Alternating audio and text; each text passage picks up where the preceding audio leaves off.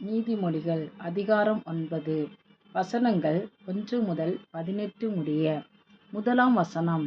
ஞானம் தன் வீட்டைக் கட்டி தன் 7 தூண்களையும் சித்திரம் தீர்த்து.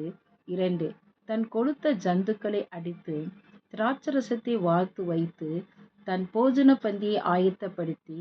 3 தன் பணிவிடைக்காரிகளை அனுப்பி பட்டணத்தின் உயர்ந்த மேடைகளின் மேல் நின்று கூப்பிட்டு. 4 புத்தியீனனை நோக்கி, எவன் பேதையோ அவன் இவ்விடத்தில் வரக்கடவன்.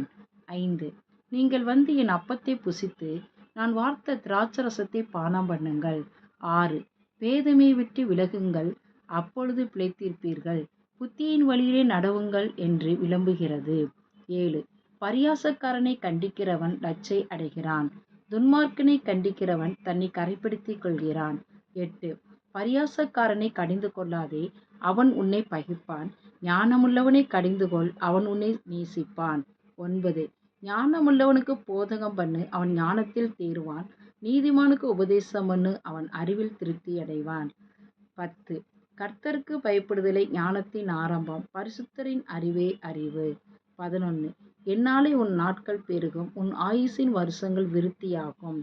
12 நீ ஞானியானால் உனக்கென்று ஞானியாவாய், நீ பரியாசக்காரனானால் நீயே அதன் பயனை அனுபவிப்பாய் என்று சொல்லுகிறது. 13 மதியற்ற ஸ்திரீ வாயாடியும் ஒன்றும் அறியாத நிர்மூடமாய் இருக்கிறாள். 14 அவள் தன் வீட்டு வாசற்படியிலும் பட்டணத்தின் மேடைகளிலும் ஆசனம் போட்டு உட்கார்ந்து. 15 தங்கள் வழிகளை நோக்கி நேரே போகும் வழிப்போக்கரை பார்த்து.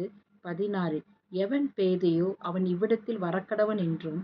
17 மதியீனனை நோக்கி, திருட்டு தண்ணீர் தித்திக்கும், அந்தரங்கத்தில் புசிக்கும் அப்பம் இன்பமாயிருக்கும் என்றும் சொல்லி கூப்பிடுகிறாள்.